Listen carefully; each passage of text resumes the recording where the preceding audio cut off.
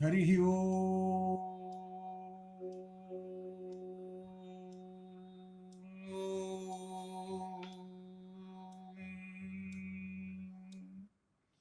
గురుబ్రహ్మా గురుర్విష్ణు గురుర్దేవో మహేశ్వర గురు సాక్షాత్ పరం బ్రహ్మ తస్మై శ్రీ గురవే నమః.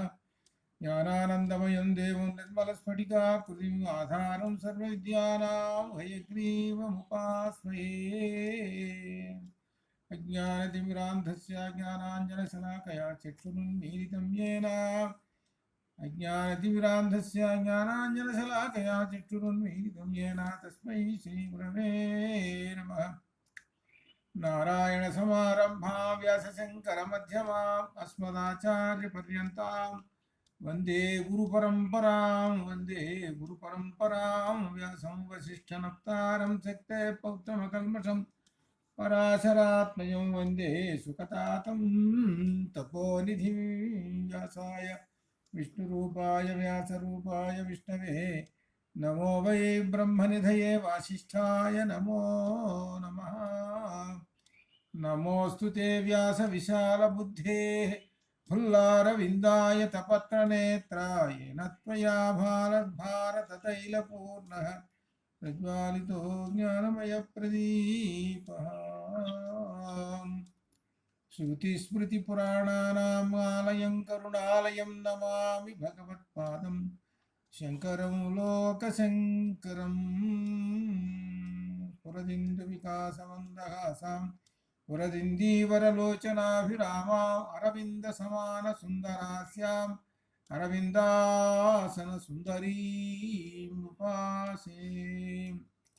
శారదా శారదాంభోజ వదనా వదనాంబుజే సర్వదా సర్వదా అస్మాకం సన్నిధిం క్రియాతు క్రియాతు.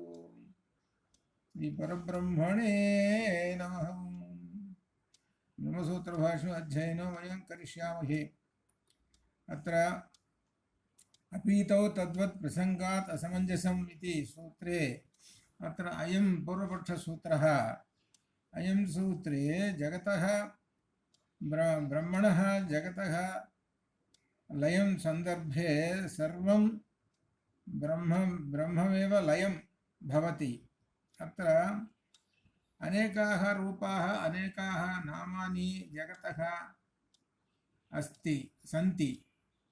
ते पुनः सृष्टिसमये ते यथारूपेण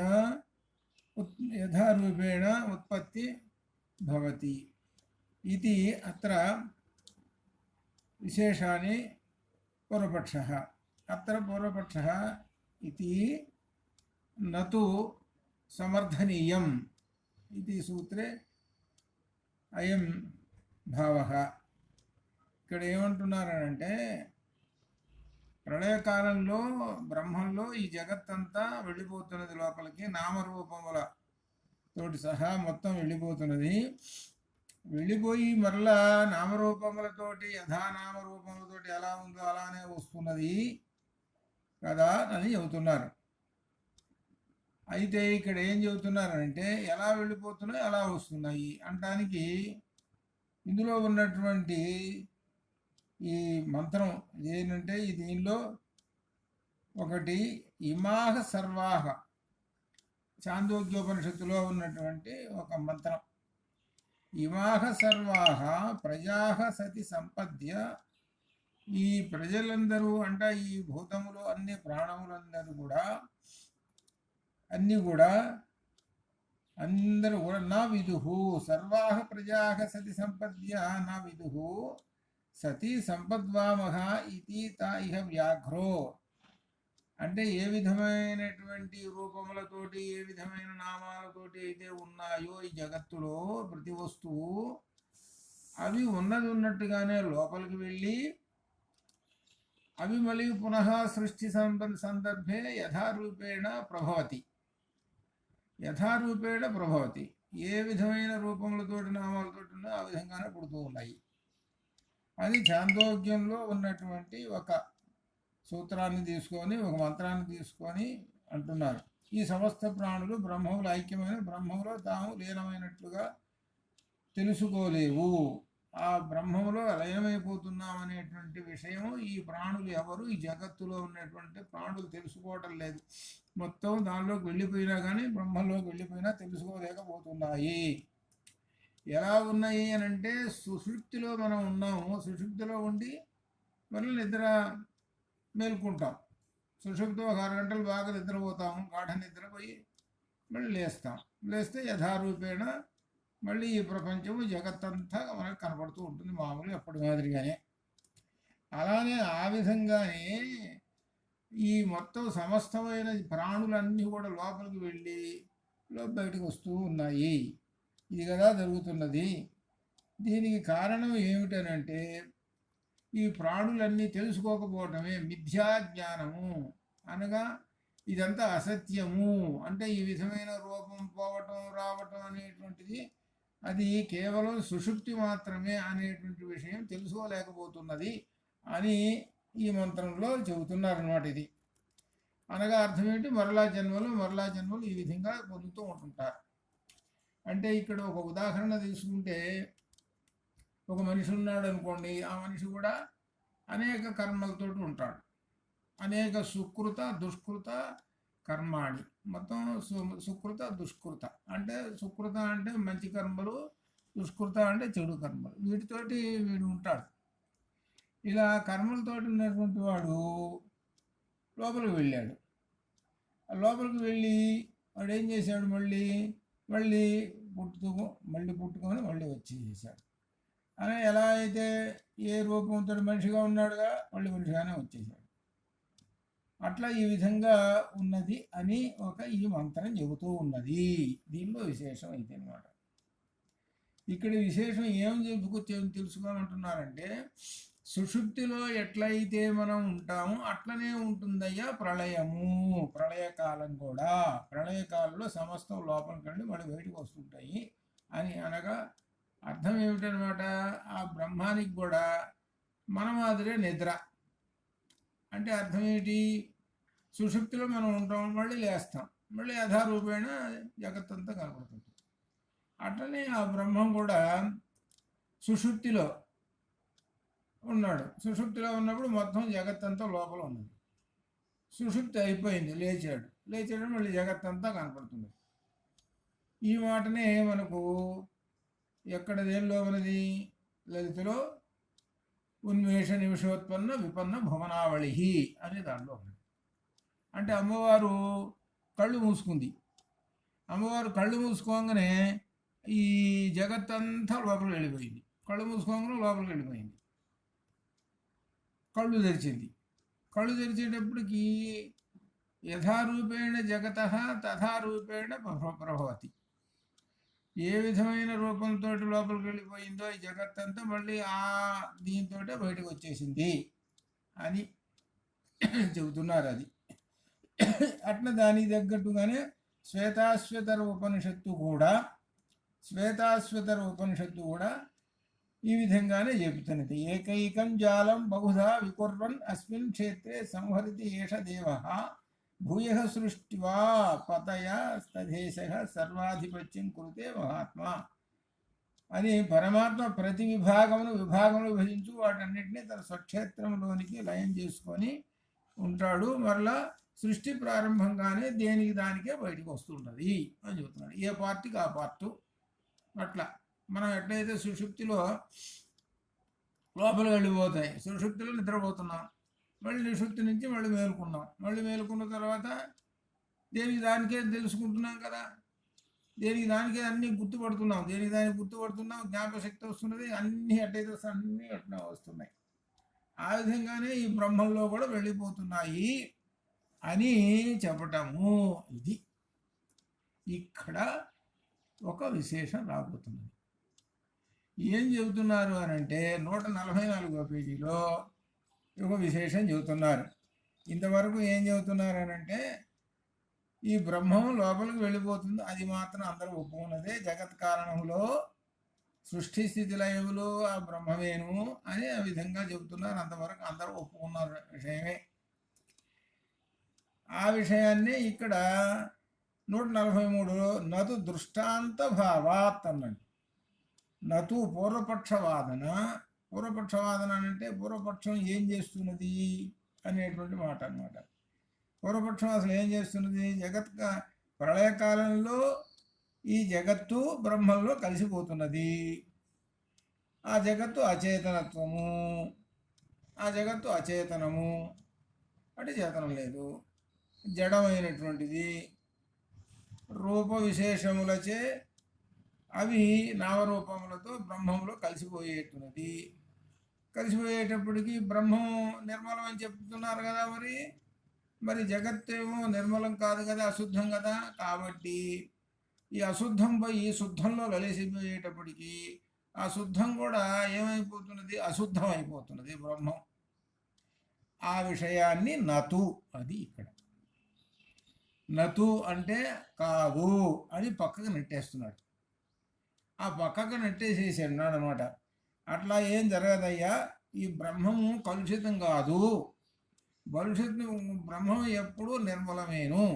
బ్రహ్మం అంటే ఏమనుకున్నారో తెలిసినా విశేషం అని ఆ బ్రహ్మాన్ని గురించి మనకు 197వ పేజీలో ఒక 4 మంత్రాలు చెప్పారు. సర్వం కల్విదం బ్రహ్మ ఇదం సర్వం యద్ అయమాత్మ ఆత్మయవేదం సర్వం బ్రహ్మవేవేద అనేటువంటి 4 సూత్రమంతులు. బ్రహ్మమైనయ సమస్తము ఆ బ్రహ్మమే.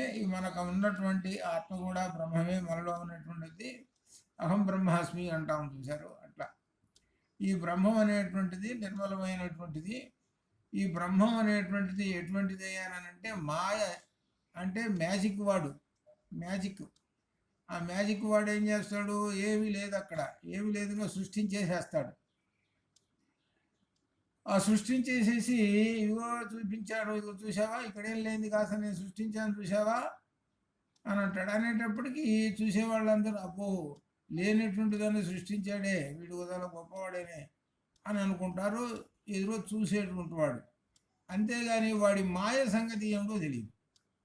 అయితే ఇక్కడ ఏంటి చెబుతున్నాడంటే విశేషము, ఆ మాయ చేసేవాడికి నిజమేందో తెలుసు. ఇది మాయ అనే సంగతి వాడికి తెలుసు. ఇదంతా మాయారా, ఇది నేను మాత్రం సత్యము, నేను మాత్రం సత్యము, వీళ్ళకి మాయగా కనపడుతున్నది ఇదంతా. అనగా అర్థం ఏంటి? అజ్ఞానం వలన తెలుసుకోలేకపోతున్నారు అని అర్థం. అది వీళ్ళు అజ్ఞానం వలన నా మాయని తెలుసుకోలేకపోతున్నారు. మమ మాయ దురత్యయా అన్నాడు ఆ మాట. అది అందుకేసాడు ఆ మాట. కాబట్టి బ్రహ్మమును గురించి తెలుసుకోలేకపోతున్నారు వీళ్ళు. ఆ బ్రహ్మము అనేటువంటి దాన్ని తెలుసుకున్నప్పుడు ఈ మాయ అనేది తొలగిపోగానే బ్రహ్మం నిర్మలకు తెలుస్తుంది అని మనకు 143లో చెప్పుకుంటూ వచ్చాడు. అంతేగాని బ్రహ్మము మలినం కాదు.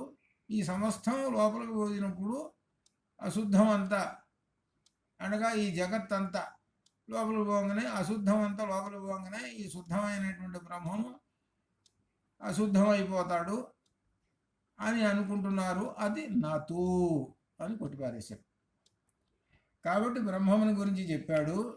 చెప్పిన తర్వాత ఇప్పుడు ఎలా ఉంది అంటే ఒక పెద్ద మనిషి యొక్క ఏదో అంటారు చూశారు, మధ్యలో మధ్యవర్తిత్వం అన్నట్టుగా వ్యాసుల వారు ఒక మాట చెబుతున్నాడు, ఒక సూత్రం. ఏం చెబుతున్నారంటే ఇప్పటిదాకా ఏమిటి అంటే గొడవ ఏంటంటే అసలు వాదం ఈ సాంఖ్యులు ఉన్నారు. సాంఖ్యులు ఏమంటున్నారు? బ్రహ్మమునకు అనగా ఈ జగత్తుకు కారణం బ్రహ్మం అంటున్నారు కదా. కాదు, ఈ జగత్తుకు కారణము ప్రధానము అని సాంఖ్యుల వాదం. వాళ్ళు ఎప్పుడు చూసినా కానీ ఇదే మాట్లాడితే పట్టుకొని వస్తారు. ప్రధానమే జగత్తుకు కారణము అని చెప్పుకుంటూ వస్తారు. ఆ వస్తున్న దగ్గర నుంచి వ్యాసుల వారి ఈ సూత్రాల్లో ఆ వాదనని పక్కకు నెట్టేస్తున్నాడు, సాంఖ్యవాదాన్ని పక్కకు నెట్టేస్తున్నాడు. బ్రహ్మము జగత్ కారణం కానీ ప్రధానం కాదయ్యా.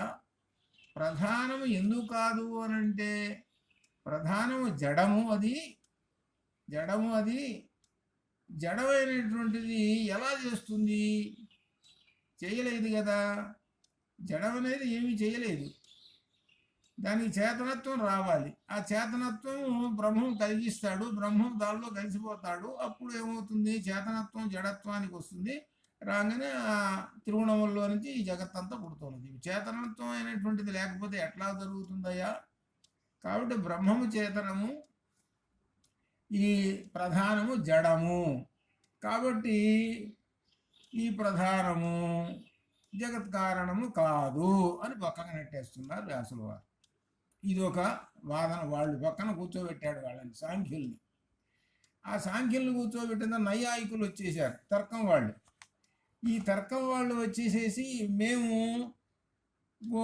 మా యొక్క సూత్రాలను బట్టి మేము కూడా చెబుతున్నాం, మా తర్కం వల్ల కూడా తెలుసుకోవచ్చు, బ్రహ్మాన్ని తెలుసుకుంటాము బ్రహ్మాన్ని అని అనుకుంటూ వాళ్ళు బయటకుంటూ చెప్పుకుంటూ వచ్చారు.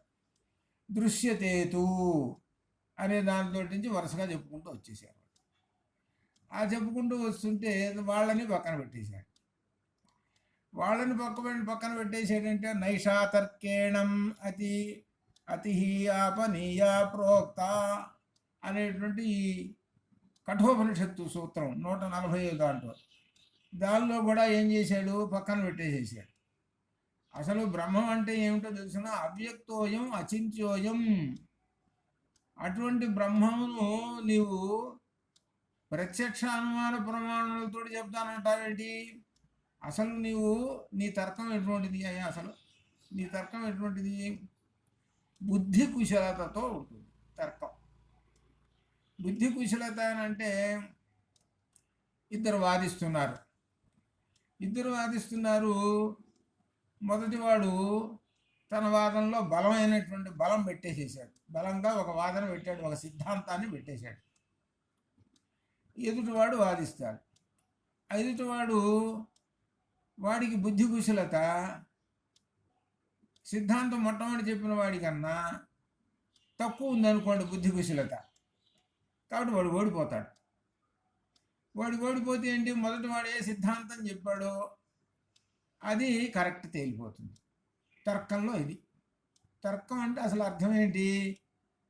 ఇద్దరి మధ్య వచ్చేటువంటి వాదన ఉంటేనే అది తర్కం. అందుకని మనకు మామూలుగా లోకంలో కూడా సహజంగా అంటుంటారు, ఎందుకని అంత తర్కిస్తావు, దేనికి, చెప్పింది ఏం రాదు అంటుంటారు. చూడండి ఆ మాట చూసుకోండి ఎట్ట వచ్చిందో లోకంలో. ఇద్దరి మధ్య కనుక ఉంటేనే వస్తుంది, లేకపోతే రాదు. ఆ తర్కం వాడికి ఎంతసేపటికి 4 కొట్టుకున్నాడు వాడు. ప్రత్యక్ష అనుమానం ప్రమాణం సిద్ధాంతం ఇట్లా పట్టుకొని వచ్చి దీని ప్రకారంగా ప్రతి వస్తువుని ఆ వాదనతోటి స్థిరీకరించి ఇది సత్యము అని అనిపిస్తుంటాడు. ఎత్ర ధూమా తత్ర అగ్ని అని ఒకటి పెట్టుకొని, చూసావా అక్కడ నేను చెప్పాను పొగ ఉన్నదంటే నిప్పు ఉందని చెప్పానా, పొగ ఉందంటే నిప్పు ఉందని చెప్పాను కదా, చూసుకోవాలి నిప్పు ఉందా లేదా, అవునండి నిప్పు ఉన్నది, కాబట్టి నా వాదన కరెక్ట్ కదా, కరెక్ట్ అండి. ఇట్లా ఉంటుందన్నమాట వాళ్ళది. ఎవరిది? తర్క సిద్ధాంతం. అయితే ఆ తర్క సిద్ధాంతాన్ని కూడా వ్యాసుల వారు పక్కన పెట్టేశాడు. ఎట్లా అంటే ఒక వస్తువు, నువ్వు ఎత్తర ధూమతత్రాగ్ని అనేది ఒక వస్తువు కదా, ఆ వస్తువు మీద చేస్తున్నావు కదా, మరి బ్రహ్మం వస్తువా? అచింత్యోయం అవ్యక్తోయం అవికార్యోయం. ఇవి ప్రధానమైన లక్షణాలు. అచింత్యోయం అవ్యక్తోయం అవికార్యోయం అజో నిత్యః శాశ్వతోయం పురాణః. ఇన్ని లక్షణాలు చెప్పుకుంటూ వచ్చేసి, ఇదేం వస్తువే కాదు కదా. వస్తువు అయితే అవ్యక్తోయం అచింత్యోయం ఎందుకు చెబుతారు? కాదు, ఇదేం వస్తువేం కాదయ్యా. కాబట్టి నీ తర్క సిద్ధాంతము ఈ బ్రహ్మం మీద పనికిరాదు అని ఆయన్ని పక్కన పెట్టేశారు. ఇప్పుడు ఇద్దరు పక్కన కూర్చున్నారు ఈ సిద్ధాంతాలు చెప్పేటువంటి వాడు. అనగా ఏంటి, బ్రహ్మం అనే దాన్ని వాదించడానికి వచ్చేటప్పటికి పక్కన పెట్టేసేసారు, ఇద్దరిని కూర్చోబెట్టారు.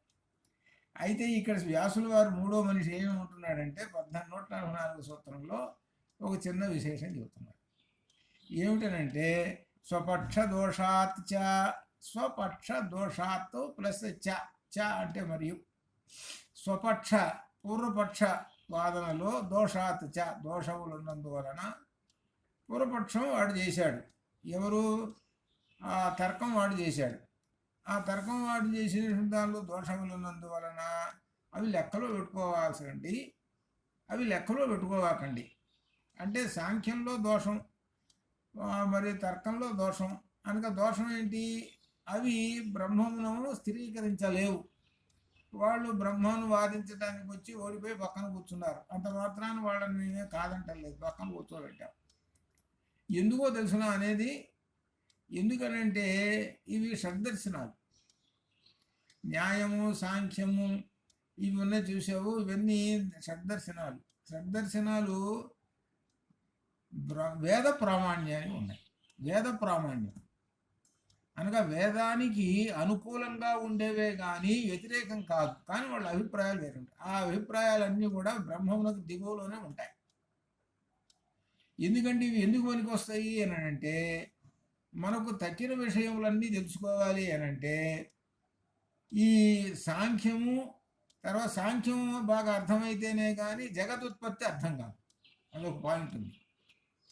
అది మనకు ఇందులో కూడా భాగవతంలో కూడా వస్తుంది. కపిలుడు సాంఖ్యం చెబుతాడు, తల్లికి దేవహూతికి సాంఖ్యం చెబుతాడు. సాంఖ్యం అంటే అర్థం ఏమిటి? సంఖ్య. సంఖ్య అనే శబ్దంలో నుంచి సాంఖ్య అనేటువంటి పదం పుట్టింది. సంఖ్య ఏమిటి? సంఖ్య అంటే 24 తత్వాలు, చతుర్వింశతి తత్వాన్ని.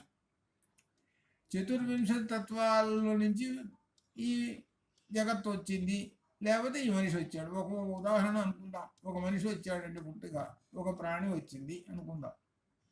ఈ ప్రాణి రావడానికి 24 తత్వాలు కలిస్తే కానీ ఈ ప్రాణి రాదు. అలా సమస్తము జగత్తంతా అట్లా వస్తుంది. అది సరేనని ఒప్పుకున్నారు. అయితే వాడు ఏమంటాడు? సాంఖ్యం ఏమంటాడు? నేనే ఈ జగత్తు కారణము, బ్రహ్మము కాదంటాడు. వ్యాసుల వారు ఏమంటాడు? బ్రహ్మమయ్య మూలం కారణము, బ్రహ్మము మూల కారణమని ఎక్కడుంది? వేదం చెబుతున్నది. వేదం అన్నిటికన్నా పరమ ప్రామాణ్యము.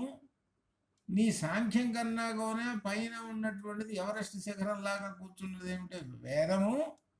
వేదంలో ఏది చెప్పాడో అది ప్రామాణికము అని ఇందులో చెప్పేది అసలు విషయం. కాబట్టి మీరు చెబుతున్నటువంటి 24 తత్వాలు అంటున్నారు, అది మేము కాదనట్లేదు, ఒప్పుకుంటాం. కానీ బ్రహ్మము జగత్ కారణం అంటున్నారు, అది ఒప్పుకోం అని అన్నారు. అది అట్లా వాళ్ళని పక్కన పెట్టేశారు. ఇప్పుడు ఈయన ఏం చెబుతున్నాడంటే స్వపక్ష దోషాతిచ, స్వపక్షము తన పక్షములోనే, స్వపక్షము తన పక్షము అనగా ఈ తర్కంలోనే దోషాతిచ దోషములు ఉన్నాయి. అలానే ఆ వీళ్ళల్లో కూడా ఎవరికి సాంఖ్యంలో కూడా దోషాలు ఉన్నాయి. ఇట్లా పరస్పరం దోషాలు ఉన్నాయి అయ్యా ఇవి అని చెబుతున్నాడు. ఆ దోషాలు ఉన్నా కానీ మేము పట్టించుకోము అన్నట్టుగా చెబుతున్నారు. ఆ దోషం ఏమిటో సంగతి ఇప్పుడు మనం తెలుసుకోవాలి. ఏమిటంటే దోషాలు అని అంటే బ్రహ్మవాదులు, సాంఖ్యవాదులు ఇద్దరు. బ్రహ్మవాదులు అంటే బ్రహ్మవేత్తలు. బ్రహ్మవేత్తలు అంటే వేదాన్ని పరమ ప్రామాణ్యంగా చూసి నమ్మి, అనగా ఉపనిషత్తులలో చెప్పినటువంటి వాటిని అధ్యయనం చేసుకొని ఉపనిషత్తుల్లో ఏది చెప్పాడో అదే సత్యము అనేటువంటి నమ్మేటువంటి వాళ్ళు బ్రహ్మవేత్తలు. అది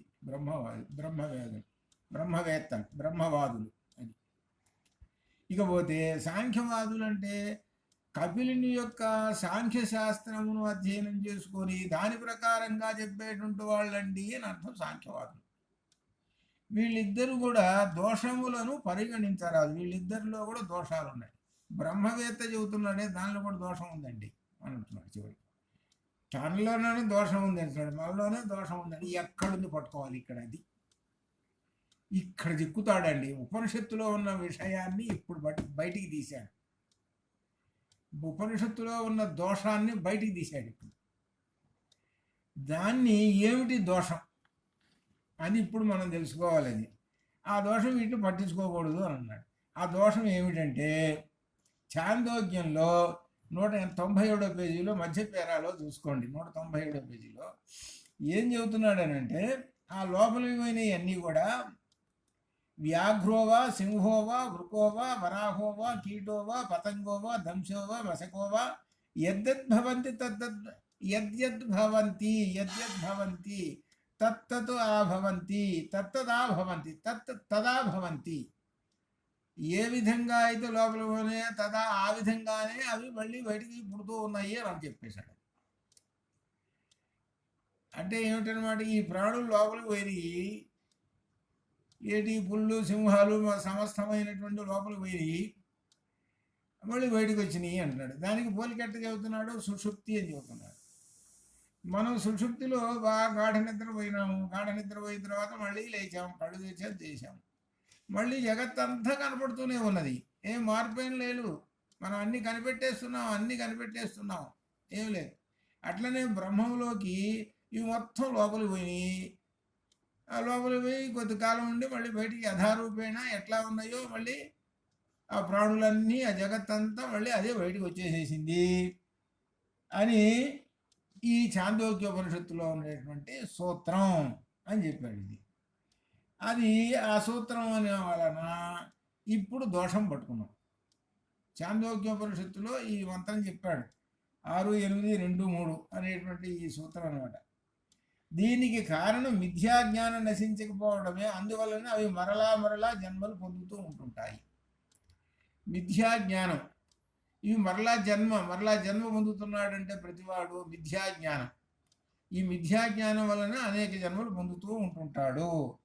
అజ్ఞానం గలవారు మరణానంతరం ఈ విధంగానే ఉంటారు. తత్వజ్ఞానం వలన అజ్ఞానం నశించిన ముక్తులకు మరలా జన్మలేదు. ఇక్కడ ఏం చెబుతున్నాడంటే, అవి మళ్ళీ బయటకు వస్తున్నాయి కదా, ఇవి ఆ జంతువులు అంటే ప్రాణులు మళ్ళీ బయటకు వస్తున్నాయి కదా, లోపల పోయి మళ్ళీ బయటకు వస్తున్నాయి. అంటే ఏ రూపాలతో వెళ్ళి మళ్ళీ అలా వస్తుంది. మళ్ళీ అలా వస్తున్నాయి అంటే కారణం ఏమిటండి అంటే, వాటికి మిథ్యాజ్ఞానము, అజ్ఞానం ఉన్నది. అజ్ఞానం అంటే ఈ కర్మలకు సంబంధించినటువంటి సుకృత దుష్కృతవు అని ఒక పదం వేశాడు. అంటే సుకృతములు దుష్కృతములు. సుకృతములు అంటే పుణ్యకార్యములు, దుష్కృతములు అంటే చెడు కార్యములు. ఈ చేసినటువంటి వాళ్ళు మరలా పుడుతూనే ఉంటుంటారు. లోపల పోయినారు వాళ్ళు, ఆ లోపల మళ్ళీ బయటకు వచ్చారు. మళ్ళీ బయటకు వచ్చారంటే అర్థం ఏంటి, సుకృత దుష్కృత కర్మలు అనేవి వాళ్ళకు ఉన్నాయి కాబట్టి బయటకు వచ్చారు. అది చెప్తున్నారు. కర్మలు ఉన్నాయి కనుక బయటకు వచ్చారు వాళ్ళు. అయితే ఇక్కడ ఏం చెబుతున్నాడు, కర్మలు నశించినాయి అనుకుందాం, వాళ్ళల్లో ఎన్నో ఒకరిద్దరు అనుకుందాం. కర్మలు నశించినాయి, వాళ్ళు తత్వజ్ఞానం వాళ్ళకి బాగా ఉన్నది. అటువంటి వాళ్ళు బాగా బ్రహ్మము గురించి ఉన్నారు. ఇక్కడ ఎవరు వాళ్ళు అనంటే, భగవద్గీతలో 2వ అధ్యాయంలో చివరి శ్లోకం, ఏషా బ్రాహ్మీ స్థితి పార్థానైనా ప్రాప్య విముహ్యతి స్థిత్వా స్యాం అంతకాలేపి బ్రహ్మ నిర్వాణం రుచ్యతి. బ్రాహ్మీ స్థితిలో ఉండిపోయినటువంటి వాళ్ళు ఉన్నారే, వాళ్ళు రారు బయటికి. రారు. వాళ్ళు బ్రహ్మములో లీనమైపోయి ఉంటారు. వాళ్ళు బయటికి రారు. ఇది వాళ్ళు మాత్రం బయటికి రారు. మిగిలిన వాళ్ళందరూ బయటకు వస్తారు. ఇది అనమాట ఇది. కాబట్టి స్వపక్షంలో దోషం ఏంటంటే, ఇదిగో వీళ్ళు ఉన్నారు, అందరూ బయటకు వస్తుంటారు, కానీ బయటికి రాని వాళ్ళు ఉన్నారండి. వాళ్ళు ఎవరంటే, ఇదిగో మనం ఇప్పుడు చెప్పుకున్నామే, ఈ సూత్రాలు స్వపక్ష దోషాచ్య అనేటువంటి సూత్రంలో చెబుతున్నాం. అందరూ లోపలికి వెళ్ళిపోయినారు, కానీ ముక్తి పొందినటువంటి వాడు రాడు. వాడు కూడా వస్తున్నాడు అని అంటే ఇక్కడ దోషం. అది విషయం, అది చెబుతున్నాడు. నువ్వు చెప్పిన దాని ప్రకారంగా లోపల పోయిన వాళ్ళు యథారూపేణ వచ్చేస్తున్నారని అంటే, ముక్తి పొందినటువంటి వాడు కూడా మళ్ళీ బయటకు వస్తున్నాడు కదా. ముక్తి పొందినటువంటి వాడు కూడా బయటకు వస్తున్నాడంటే అర్థం ఏమిటి, ముక్తి పొందడం అంటే కర్మబంధములన్నీ నశించాయి అని అర్థం.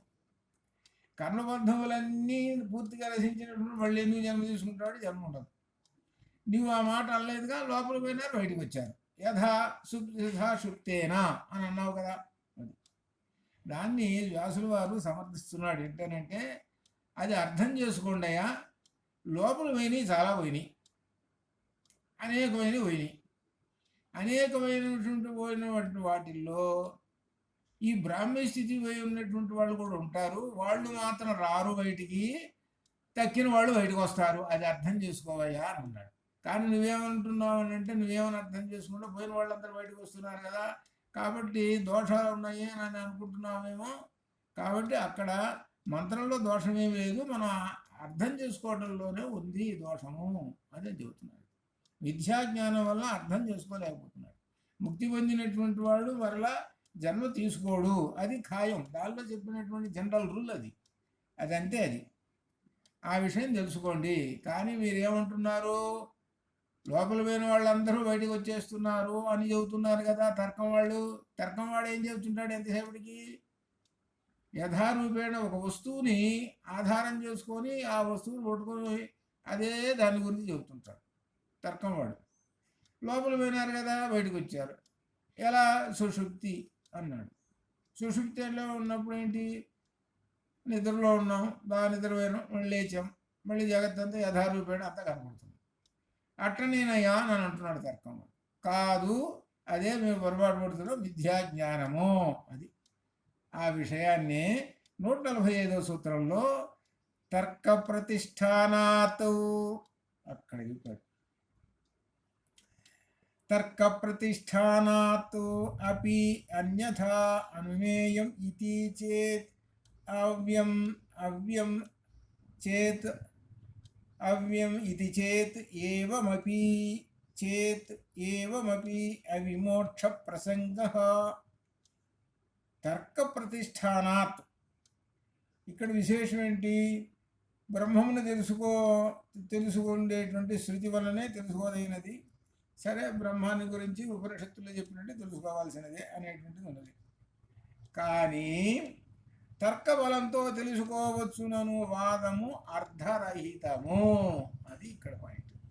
ఈ తర్కం వాడు వాదించాడు. ఆ తర్కం వాడు వాదించి ఇక్కడ దాకా చెప్పుకుంటూ, తర్కం వాడు ఈ 2-3 సూత్రాలు చెప్పుకుంటూ వచ్చేసేసాడు. ప్రళయకాలంలో పోతుంది, మళ్ళీ బయటకు ఉన్న యథారూపేణ వచ్చేసేస్తుంటుంది అని చెప్తున్నాడు. కానీ మధ్యలో లోపల పోతుంటారయ్యా, ముక్తి పొందినటువంటి వాడు బయటికి రాడు, ఆ విషయం మాత్రం మర్చిపోయినాడు. అంటే ఏంటి, అందరూ వచ్చేస్తారు కదా అంటుంది. అందరూ వచ్చేస్తున్నా కర్మబంధాలు ఉన్నవాడు బయటకు వస్తాడు, లేనివాడు బయటికి రాడు. అది తర్కవాడు అట్లా అంటలేదు, అందరూ బయటకు వచ్చేస్తారు అంటున్నాడు. అప్పుడేమవుతుంది, ముక్తి పొందేవాడి సంగతి ఏమిటి, అది ప్రశ్న. అది దోషం, ఆ తర్కం వాడు చెప్పిన దోషం. అందువలన తర్క బలంతో తెలుసుకోవచ్చునను వాదము అర్ధరహితము. తర్కంతో బ్రహ్మాన్ని తెలుసుకోలేము, అనగా తర్కమున కన్నా మించినటువంటిది బ్రహ్మము. అది సాంఖ్యము తర్కము ఈ రెండింటి గురించి కూడా మించినటువంటి పైన ఉన్నటువంటిది, వాటికి కూడా అర్థం కాదు, లొంగదు. అందుకనే యమధర్మరాజు నచికేతుడికి నైషా తర్కేణ అని మొదలుపెట్టాడు. ఏష అంటే బ్రహ్మము, నా తర్కేణ తర్కశాస్త్రం వలన తర్కించడం వలన కూడా ఆ బ్రహ్మము అర్థం కాదయ్యా అని చెప్పేశాడు. అది అంత. అందుకనే బ్రహ్మం అర్థం కాదని దానిలో ఏం చెప్పాడనంటే, కఠోపనిషత్తులో ఏం చెప్పాడు, హృదయం అనే గుహ ఉన్నది, హృదయం అనే గుహలో ఆ పరమాత్మ ఉన్నాడు, ఆ పరమాత్మను దర్శించుకో. బుద్ధి అనే గుహలో ఉన్నాడు, కూర్చొని ఉన్నాడు, అతి సూక్ష్మంగా ఉన్నాడు అని చెప్పేశాడు. ద్వా సుపర్ణ సయుజ అని చెప్పిన తర్వాత, అది ఇంకొక మంత్రంలో చెప్పిన తర్వాత, అది ముండకోపనిషత్తులు చెప్పిన తర్వాత, దీనిలో ఏం చెబుతారు అని అంటే, ఋతం పిబంతౌ సుకృతౌ లోకే అని యముడు చెప్పాడు. ఋతం పిబంతౌ సుకృతం లోకే అనుకుంటూ చెప్పు. సుకృతం ఆ బ్రహ్మము, ఆ లోపల ఆ బ్రహ్మం ఉన్నాడని చెప్పాల్సి వచ్చేటప్పటికల్లా ఇద్దరిని చెప్పుకుంటూ వచ్చేసాడు. వెలుగు ఉంటేనే నీడ ఉంటుంది, లేకపోతే లేదని సంగతి మనకు తెలిసిందే కదా. వెలుగు ఉంటే మన నీడ ఉంటుంది, లేకపోతే ఉండదు. ఆ వెలుగు ఎవరు, పరమాత్మ. ఆ పరమాత్మ ఉన్నాడు కనుక ఈ నీడ జీవాత్మ కనపడుతూ ఉన్నాడు. ఈ నీడ కనపడుతున్నది, ఆ పరమాత్మ ఉన్నాడు కాబట్టి నీడ కనపడుతున్నాడు. ఈ నీడ కాడే వాడు ఏం చేస్తున్నాడంటే, సుకృత దుష్కృతౌ పిబంతౌ, వీడు తాగుతూ ఉన్నాడు అనమాట. ఎవరు, జీవాత్మ, జీవుడు తాగుతూ ఉన్నాడు. ఏం తాగుతున్నాడయ్యా అని అంటే, కర్మఫల రసాన్ని తాగేస్తున్నాడు. వీడు బయట ఉండి చూస్తున్నాడు, గుహ బయట ఉండి చూస్తున్నాడు. గుహ లోపలికి పోతే వీడు అప్పుడు వీడికి ఒకడే కనపడతాడు, గుహ లోపలికి పోతే. గుహ బయట ఉన్నాడు కదా, ఆ గుహ బయట ఉన్నాడు కనుక వీడు ఏమనుకున్నాడు, ఇద్దరున్నారండి అని అన్నాడు. ఇద్దరు దాగున్నారని కాబట్టి ద్వివచనం వేసేసాడు. ద్వివచనం వేసేసి వ్రతం పిబంతవు, అది ద్వివచనం. మనకు శబ్దాలు నేర్పేటప్పుడు నేర్పుతారనమాట. వ్రతం పిబంతవు, పిబతి అంటే ఏకవచనంలో పిబతి అని వేయాలి. ఇద్దరు తాగుతున్నారు అనుకోండి, పిబంతవు. ద్వవు పిబంతవు, ద్వవు అంటే ఇద్దరు, పిబంతవు తాగుతున్నారు అని వేయాలి. అని ఇద్దరు తాగుతున్నారని పిబంతవు అని వేసి అది వేసాడు కాబట్టి ఇద్దరు ఉన్నారు. వీడు ఎక్కడుండి చూస్తున్నాడా అంటే బయట ఉండి చూస్తున్నాడు. లోపలికి పోరా, లోపలికి పోతే నిజం తెలుస్తుందిరా, సత్యం తెలుస్తుందిరా అని చెప్పారు. అందుకనే ఉపనిషత్తు ఏం చెబుతుంటుందంటే ఒక లక్షణం చెబుతుంది. ఒక లక్షణం చెప్పి దాన్ని నీవు అధ్యయనం చేయి, నువ్వు అనుభవించు. అంతేగాని ఆ పక్క బయట నుండి ఇద్దరు ఎట్లా ఉంటారు లోపల అట్లా ఇట్లా అని బయట నువ్వు తర్కించుకుంటూ కూర్చుంటూ మాటలు చెప్పుకుంటూ కూర్చుంటే నీకు బ్రహ్మం అర్థం కాదు. అందువలన ఆ బ్రహ్మం తెలుసుకోవడాన్ని బుద్ధి అనేటువంటి గుహ అనేటువంటిది నీ హృదయంలో ఉంది, సూక్ష్మంగా ఉంది. దాన్ని తెలుసుకోవడానికి ఆ బ్రహ్మోపాసన చేయవయ్యా, నీ బుద్ధి అనే గుహలో బయటపడతాడు, నీకు తెలుస్తుంది అసలు విషయం అంతా అని చెప్పారు. అది దాని ప్రకారంగా తెలుసుకోవాలి. ఇప్పుడుదా చెప్పుకునేది ఏంటి, సిద్ధాంతం చెప్పుకోవటం. మనం ఏది వేదంలో చెప్పినటువంటి సిద్ధాంతాన్ని అర్థం చేసుకోవటం. ఆ అర్థం చేసుకునే దాన్ని మనం ఇందులో ఆచరణలో పెట్టుకున్నప్పుడు అప్పుడు తెలుస్తుంది అని మనకి చెప్పడం అన్నమాట ఈ ఉపనిషత్తు. అట్లనే ఇక్కడ కూడా ఏం చెబుతున్నాడంటే, తర్కం వలన పెట్టుకుంటే నీకున్నటువంటి జనరల్ రూల్స్లు ఉన్నాయి కదా, నీ ఫండమెంటల్స్, ప్రత్యక్ష అనుమాన ప్రమాణములు అనేటువంటి ఉన్నాయి కదా, దాంతో కదా నువ్వు చూసేదంతా దాంతో చూస్తుంటావు కదా. దానికేమి లొంగదు బ్రహ్మము, దానికేమి నీకే అర్థం కాదు బ్రహ్మము. ఎందుకంటే తర్కం అన్నావు. తర్కం అంటే ఎప్పుడు ఇద్దరు వాదిస్తుంటారు, ఇద్దరు వాదన చేస్తుంటారు. అందుకని మొన్న చెప్పే ఒక ఉదాహరణ, ఒకడు మేకను పట్టుకొచ్చాడు. మేకను పట్టుకొచ్చి ఏమన్నాడనంటే ఇది ఆవు అన్నాడు. వాడు మొట్టమొదటి వాడు. ఎదురుగా కూర్చున్నవాడు ఉన్నాడు, ఆవెందుకు, అది మేక అన్నాడు. అవునాయా, మరి ఇది గడ్డి తింటుంది, పాలు ఇస్తుంటుంది, 4 కాళ్ళు ఉన్నాయి, తలకాయ ఉంది, దీనికి అన్నీ ఉన్నాయి కదా, మరి ఆవు కూడా ఉన్నాయి అని అంటున్నావే, మరి దీనికి ఉన్నాయి కదా అది.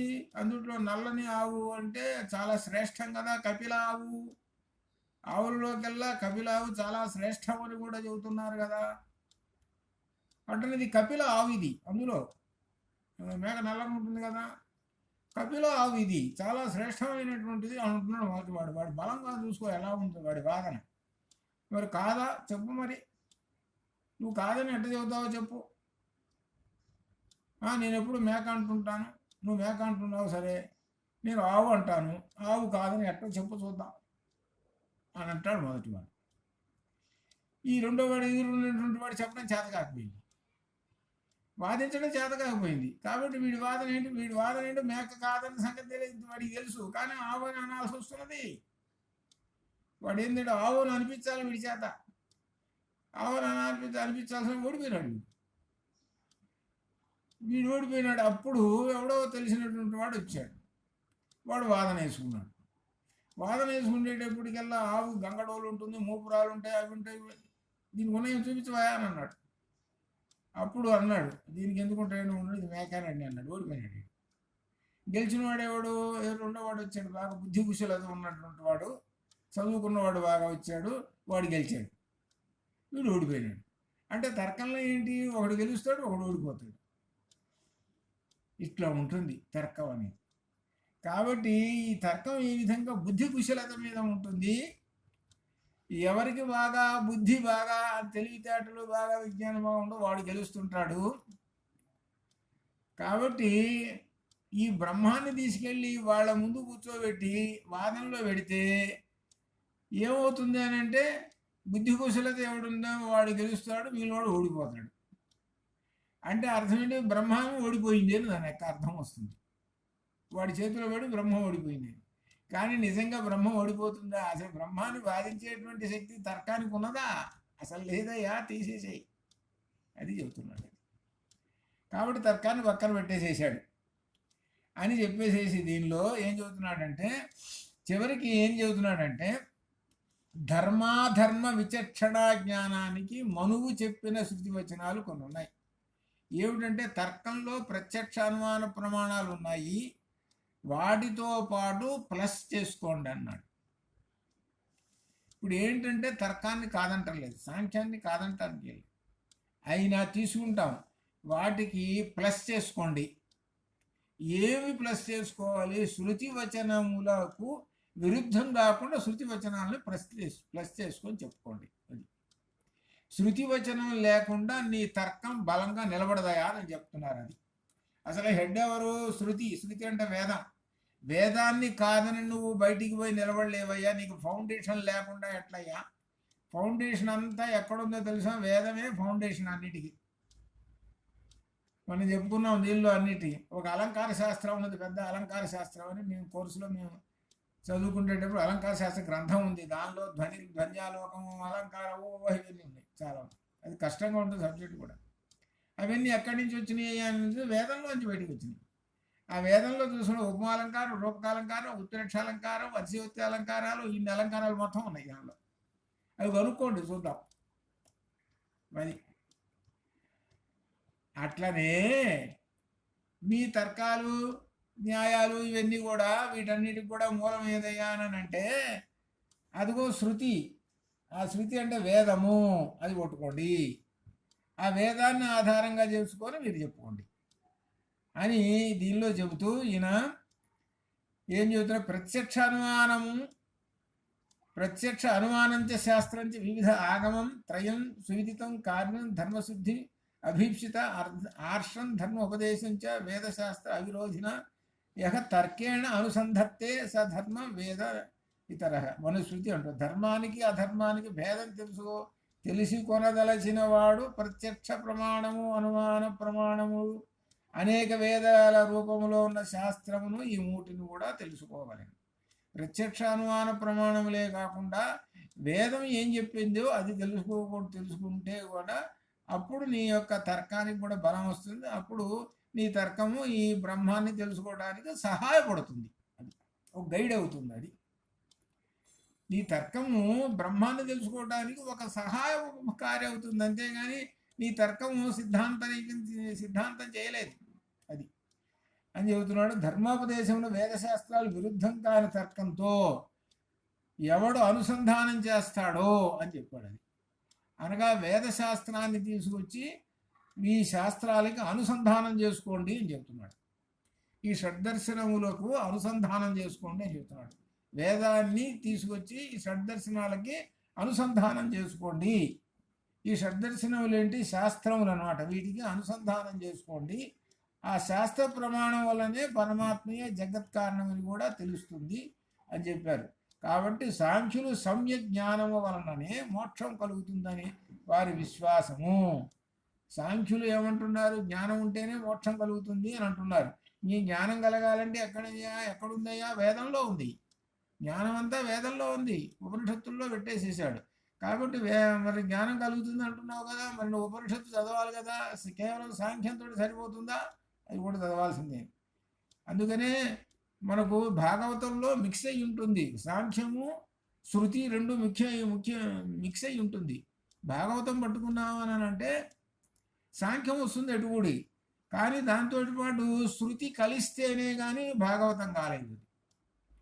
శృతి కలిస్తేనే భాగవతం అయింది. అది దానిలో ఉన్న రహస్యం పట్టుకోవాలి.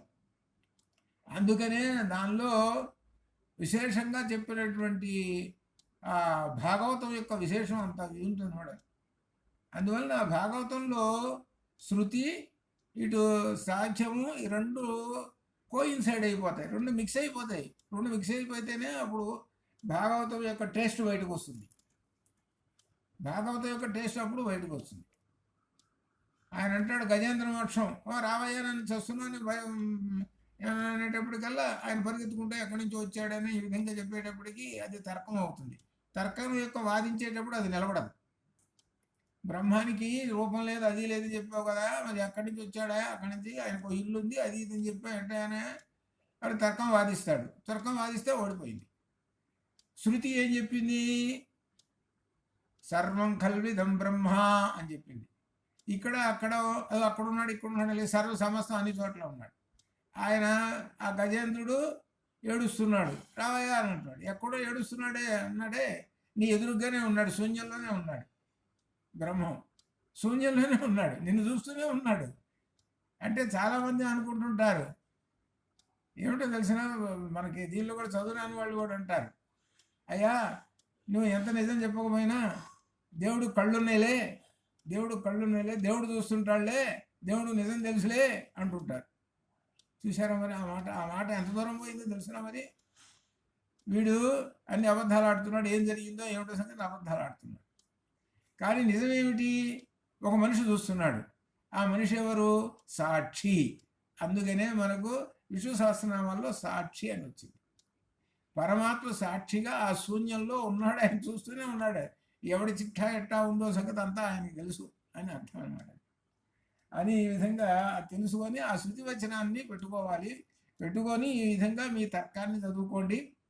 ఆ తర్కవచనంలో దీన్ని బాగా పరిశీలించి అప్పుడు నీకేం అర్థమవుతుందంటే ఈ జగత్తు నాకు కారణము బ్రహ్మము అని నీకు తెలుస్తుంది అని ఇంతటితోటి విలక్షణత్వాధికరణం పూర్తి చేశాడు. విలక్షణము అనంటే ఒకే లక్షణం దీనిలో లేదు, విలక్షణంగా చెబుతున్నారు వీళ్ళు. ఎవరు? సాంఖ్యులు, తర్కం వాళ్ళు ఆ చెబుతున్నటువంటి విషయాల్ని చెప్పి చివరికి వ్యాసుల వారు ఏం చెప్పాడు? ఆ సాంఖ్యము తర్కాలకు కూడా ఈ శృతిని కలుపుకుంటే అప్పుడు నీకు బ్రహ్మం అర్థమవుతుంది, బ్రహ్మం జగత్ కారణం అనే విషయం తెలుస్తుంది అని చెబుతున్నారు. వీళ్ళ విలక్షణాలను వివరించి చెప్పి చివరికి వ్యాసుల వారు ఈ నిర్ణయం చేసి ఇంతటితోటి ఈ విలక్షణత్వాధికరణాన్ని పూర్తి చేసేసాడు. పూర్తి చేసేసి తర్వాత శిష్టాపరిగ్రహాధికరణం దీనిని పట్టుకుంటున్నాడు. ఈ శిష్టాపరిగ్రహాన్ని ఎందుకు పట్టుకుంటున్నాడు? ఇంతకుముందు ఎవరు? సాంఖ్యం ఎవరిది? కపిలుడిది. సాంఖ్యం కపిలుడిది. అలానే ఇక న్యాయం ఇది వైశేషికం, అంటే ఇది తర్కం అంటే వైశేషికం, దానికి సంబంధించిన కణాద మహర్షిది. అది కూడా చెప్పి మళ్ళీ కణాద మహర్షి చెప్పినటువంటి విషయాన్ని కూడా కొంచెం మిగిలి ఉంటే ఒక్క పరిగ్రహం, ఒక్క అధికరణలో 146లో ఒక్క అధికరణంలో చెబుతున్నాడు. ఇది ఇంతటితో ఇవన్నీ కూడా ఎలా చెబుతున్నాడు అని అంటే బ్రహ్మము సృష్టి స్థితిలయాల మీద ఆధారపడి ఉన్నటువంటి విషయాల గురించి వివరణ చేస్తూ ఉన్నాడు ఈ అధ్యాయంలో. అంతవరకు శుభం భవతు. ఓం హరి ఓం. ఇప్పుడు ఇవాళ ఎవరు చెప్పగలుగుతారో ఎవరు అంటే కిరణ్మయి చెబుతానన్నది కదా, కిరణ్మయి చెబుతుంది, విందాం విశేషం. శుభం భూయాత్. సరే కానీ నమస్కారం గురుగారు. చెప్పు శుభం భయ. అట్లానే ఓం శ్రీ గురుభ్యో నమః. శ్రీమాత్రే నమః. గురువుగారు ఆకాశాధికరణం గురించి వివరించమన్నారు. నాకు తెలిసిన దాంట్లో ప్రయత్నం చేస్తాను. ఆకాశాధికరణంలో ఒక్కటే సూత్రం ఉన్నది. ఆకాశస్థ లింగాత్, ఆకాశ ప్లస్ లింగాత్ అనగా ఆకాశ శబ్దము బ్రహ్మం యొక్క చిహ్నము. ఇందులో ఓంకారాన్ని వివరించారు. ఈ సూత్రం అంతా చాందోగ్యోపనిషత్తులో రిఫరెన్స్. చాందోగ్యోపనిషత్తులో శిలకుడు, ప్రవాహనుడు అని ఇద్దరు ఉద్గీత విద్యకు ఉత్కృష్ట స్థానమును గురించి చర్చ చేశారు.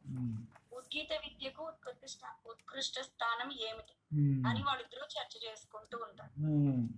గీతము అంటే ఉత్ ప్లస్ గీతము అంటే బిగ్గరగా గానము చేయబడుతున్నది అని అర్థం. అప్పుడు వాళ్ళ చర్చలో శిలకుడు ప్రశ్నిస్తాడు, ఈ లోకానికి ఆశ్రయం ఏమిటి అని. ప్రవాహనుడు ఆకాశం అని చెప్తాడు. ఆకాశం అనేది ఏమిటి అనేది ప్రధానంగా ఇక్కడ చర్చ జరిగింది. ఈ ఆకాశం అంటే మనం చెప్పుకునే పంచభూతాలలో ఆకాశం కాదు. అంటే ఆకాశము, వాయువు, అగ్ని, నీరు, భూమి కదా పంచభూతాలు. ఆ ఆకాశం ఇది కాదు. అందుకని ఈ సూత్రంలో చాందోగ్యోపనిషత్తు బాగా ప్రధానంగా ఇక్కడ చెప్పబడింది. సైషా భార్గవి వారుణి విద్య పరమే వ్యోమన్ ప్రతిష్ఠిత అని తైత్రీయంలో ఉన్నది. ఓం కం బ్రహ్మ, ఓం ఖం బ్రహ్మ అని కం పురాణం బృహదారణ్యకోపనిషత్తులో మనకి ఇక్కడ చెప్పబడింది. ఇక్కడ ఓం, కం, కం మూడు ఉన్నాయి. ఈ మూడు కూడా బ్రహ్మమే. చాందోగ్యోపనిషత్తులో ఉపకోసల విద్య అని ఒక కథ ఉన్నది. ఈ కథ చాలా పెద్దది, ఆ వివరాల్లోకి నేను వెళ్ళట్లేదు. ఇందులో ముఖ్యంగా 3 అగ్నులు ఉపాసన చేయాలి అని ఉంటుంది. ఆ 3 అగ్నులు కలిపి చెప్తారు ఏమని, ప్రాణం బ్రహ్మ, కం బ్రహ్మ, కం బ్రహ్మ అని చెప్తారు. అంటే ప్రాణము బ్రహ్మము, ఆకాశము బ్రహ్మము, సుఖము బ్రహ్మము, అంటే ఆనందము బ్రహ్మము అని చెప్తారు. ఇక్కడ సుఖము ఆకాశము బ్రహ్మమే. అనగా ఎర్ర కలువ, నల్ల కలువ, నలుపు ఎరుపు ఏమిటంటే విశేషణం. కలువకు విశేషణం నలుపు ఎరుపు, అంటే కలువ ఇక్కడ విశేష్యం అవుతుంది. అలాగే ఆకాశం కూడా సుఖమునకు ఆశ్రయమైనది. ఎందుకంటే విశేషణాలు ఒకదానికి ఆశ్రయించి ఉంటాయి. నలుపు అనేది కలువకు ఆశ్రయించి ఉన్నది. ఎరుపు అనేది కూడా కలువకు ఆశ్రయించి ఉన్నది.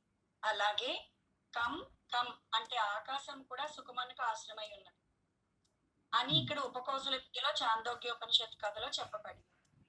ఇక్కడ ప్రధానంగా ఏంటంటే పూర్వపక్షం ప్రశ్న అడుగుతుంది. ఆ ప్రశ్న ఏమిటంటే, అస్య లోకస్య కా గతిరితి, ఆకాశ ఇతి హోవాచ సర్వాణి అవా ఇమాని భూతాని, ఆకాశాదేవ సముత్పద్యంతే, ఆకాశం ప్రత్యస్థం యంతి, ఆకాశం వైభ్యో జాయానాకాశ పరాయణ. ఈ శ్లోకంలో పరాయణం అనే మాట ఉంది కదా, అది భూతాకాశమేనా, అంటే పంచభూతాల్లో ఆకాశమేనా, లేదా సర్వవ్యాపి అయిన పరబ్రహ్మని చెప్తోందా? ఇక్కడ ఆకాశము భూతాకాశము కాదు. పరాయణం శబ్దము బ్రహ్మమునికే వర్తించు. ఈ సమస్త ప్రాణుల జనన మరణములు ఆ పరమాత్మ నుండే సంభవించుచున్నవి అని నిర్దేశించబడింది. అంటే పంచభూతాల్లో ఆకాశం ఎందుకు కాదు అని నిర్దేశిస్తున్నారు. ఇక్కడ చివరిగా ఏం చెప్తున్నారంటే, కం బ్రహ్మ, ఖం బ్రహ్మ, ఖం పురాణం ఉంది కదా. ఇక్కడ పురాణం అనగా సనాతనం. అంటే పంచభూతాల్లో ఒకటైన ఆకాశం సనాతనం కాదు కదా. ఈ పంచభూతాలు కూడా పరబ్రహ్మం నుండే వచ్చినవి కదా. కనుక పంచభూతాల్లో ఆకాశం సనాతనం ఎలా అవుతుంది? కాబట్టి ఈ సనాతనం అనేది పరబ్రహ్మము. కాబట్టి కంబురాణం ప్రకారం ఆకాశం అనేది సనాతనం. కాబట్టి ఆకాశము పరబ్రహ్మం, పంచభూతాల్లో ఆకాశం కాదు. తైత్తరీయంలో ఆకాశ శబ్దం ఆనందమయ ఆకాశం అని బ్రహ్మవాచకంగా చెప్పబడి, బృహదాకారణ్యంలో పరాయణం శబ్దము విజ్ఞానానికి ఆనందానికి పరమగతిగా చెప్పబడి, ఈ ఉద్గీతం చాలా శ్రేష్టమైనది, అనంతమైనది. చాందోగ్యంలో ఉద్గీత శబ్దం ఓంకారం వలె పవిత్రమైనదిగా చెప్పబడి, అందువలన విశేష ధర్మములతో ఉన్న ఆకాశ శబ్దము పరమాత్మకు వర్తించు.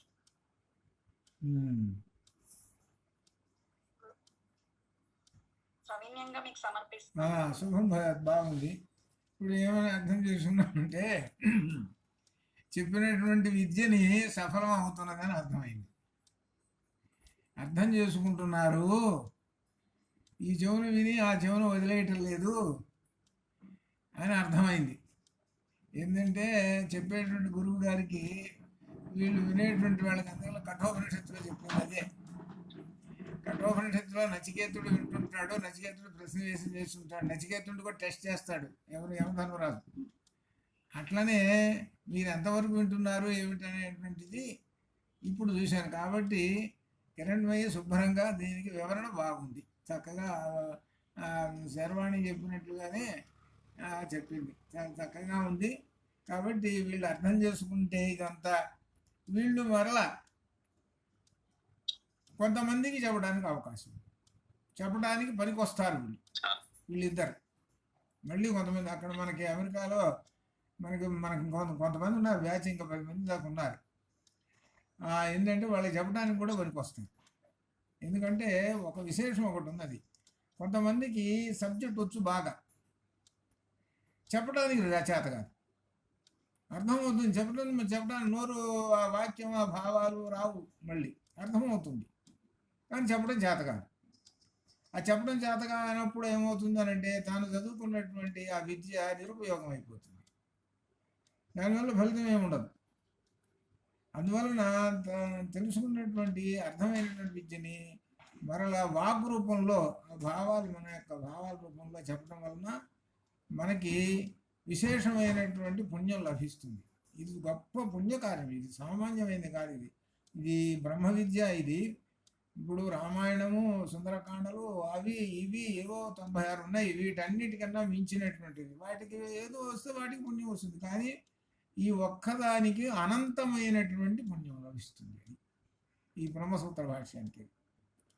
కాబట్టి చక్కగా వివరణ బాగా ఉన్నది, ఆకాశాన్ని గురించి వివరణ బాగా ఉన్నది. దీనిలో ఉన్న కొటేషన్స్ కూడా ఇచ్చావు, బాగుంది.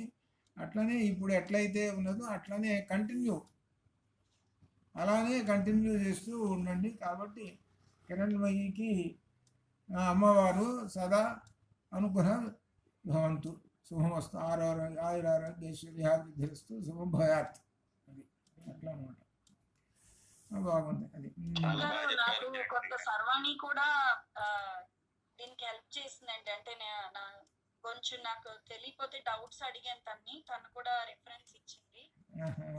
ఇచ్చిన చాలా స్పష్టంగా నేను ఏదో ఒక విషయం 2 విషయాలు ఏవో మెసేజ్ పెట్టాను, కానీ చాలా స్పష్టంగా, చాలా క్లియర్ గా, చాలా చక్కగా ఎక్స్ప్లెయిన్ చేశావు. చాలా బాగుంది. మీరు పాత వాళ్ళు కాబట్టి మీ టోన్ అంతా విన్నాను. కిరణ్మయి పాతదిగా 12 years బ్యాక్, మోస్ట్ సీనియర్ కాబట్టి విన్నాను. నాకు చెప్పగలుగుతున్న సంగతి నాకు తెలుసు. ఆ సంగతి బాగానే ఉన్నది. ఆ సంగతి నాకు బాగా తెలుసు. వాళ్ళు ఎందుకంటే ఇదివరకే ఆ అమ్మాయి మైక్ ఇస్తే నాకు చేత కాదు, నాకు రాదు అనేటువంటి మనిషి కాదు. ఆ అమ్మాయి చెప్పేటువంటి విషయం నాకు తెలుసు ఆ సంగతి. కాబట్టి అది సక్సెస్ అయింది. ఓకే. ఇక ఇప్పుడు కొత్తగా చేరినటువంటి వాళ్ళు ఉన్నారు, వాళ్ళు ఎంత మాత్రం ఉన్నారో సంగతి అప్పుడు కూడా అర్థమైతే బాగుంటుంది. వాళ్ళు కూడా అట్లా వీళ్ళ మాదిరిగానే అట్లా అనమాట. అదనమాట. చాలా చక్కగా బాగుంది అది. అట్లానే తర్వాత ఇక సోమవారం, ఇది శని ఆదివారాలు కదా, సోమవారం ఎవరు తీసుకోండి. తర్వాత హిందువాణి ఉన్నది, మరి హిందువాణి తీసుకుంటుందో మరి లేకపోతే హేమ కానీ ఎవరన్నా తీసుకుంటారేమో చూడండి. అట్లా అనమాట. అదనమాట. పూర్ణమిదః పూర్ణమిదం పూర్ణాత్ పూర్ణముదచ్యతే పూర్ణస్య పూర్ణమాదాయ పూర్ణమేవావశిష్యతే. అసతో మా సద్గమయ తమసో మా జ్యోతిర్గమయ మృత్యోర్మా